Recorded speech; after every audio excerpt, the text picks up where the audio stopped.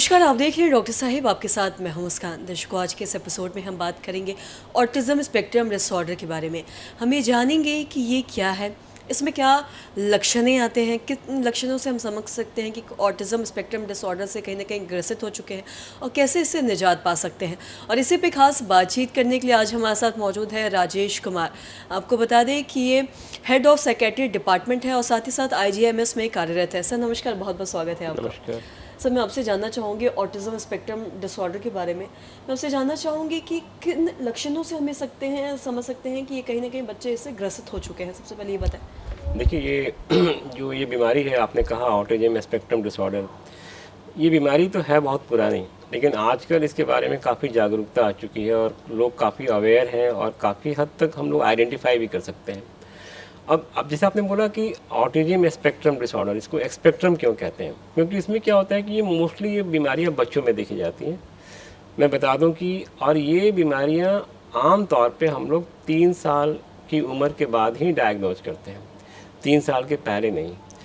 क्योंकि जो बीमारियां होती हैं ये 3 साल की उम्र तक आते आते अपने आप को पूरा मैनिफेस्ट करती हैं और इसमें रेंज ऑफ बिहेवियर होता है, तो इसको कहते हैं ऑटिज़म स्पेक्ट्रम डिसऑर्डर। उसके पहले मैं बता दूं कि जो ये टर्म ऑटिज़म है, अब इसका मतलब क्या है?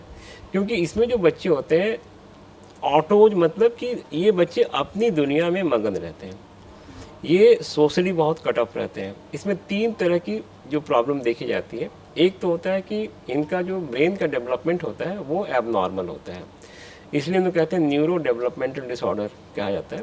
इसमें बच्चे की जो लैंग्वेज होती है वो डिलेड होती है, बच्चे का जो सोशल कम्युनिकेशन होता है वो भी काफ़ी हद तक डिफ़िकल्ट होता है और ये बच्चे जो सोशली अपने आप को रिप्रेजेंट या कम्युनिकेट नहीं कर पाते हैं। और तीसरा, इसमें कुछ ऐसे बिहेवियर्स होते हैं जो काफ़ी टिपिकल ऑटिज़म में देखे जाते हैं कि वो एक ही तरह की एक्टिविटी करते हैं, जो कहते हैं रिस्ट्रिक्टेड एक्टिविटी करते हैं।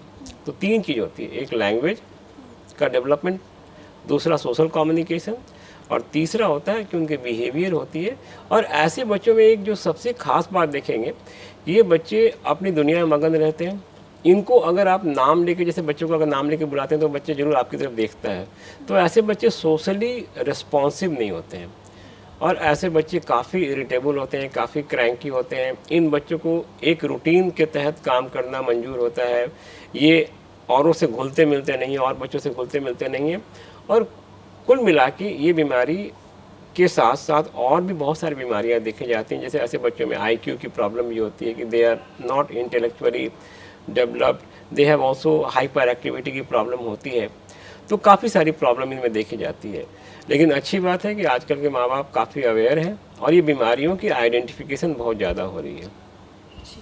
और साथ ही साथ जैसा कि आपने बताया कि जो बच्चे थोड़े क्रैंकी बिहेव करते हैं, मतलब आम बच्चों से काफ़ी अलग होते हैं, तो ये काफ़ी अलग क्या है। जी, और इसके जो सिम्टम्स हैं क्या वो बहुत बचपन में ही दिख जाते हैं या फिर एक टाइम के बाद आता है ये बीमारी? मैं आपसे जानना चाहूँगी, मतलब कि शुरू से ही रहता है या फिर एक वक्त के बाद? देखिए, एज अर्ली एज आप 1 से 1.5 महीने में आप पकड़ सकते हैं।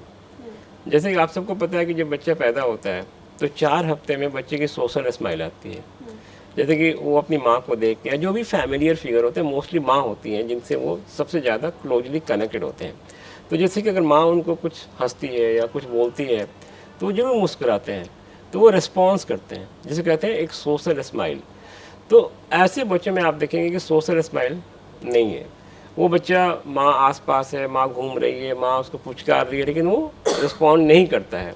तो ये एक पहला साइन हो सकता है कि बच्चा कहीं ना कहीं हो सकता है कि ऑटिज्म का शिकार आगे जाके हो सकता है। सर, बहुत बहुत शुक्रिया तमाम जानकारी Thank देने you. के लिए।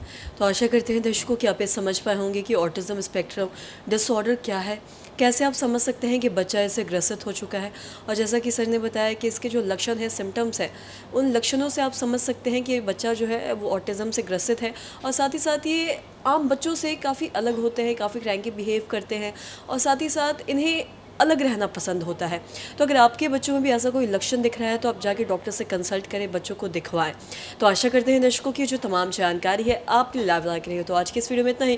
अगर आपने अब तक हमारे चैनल को सब्सक्राइब नहीं किया तो तुरंत कर ले, साथ ही हमारे फेसबुक पेज को लाइक करें। वीडियो देखने के लिए आपका धन्यवाद।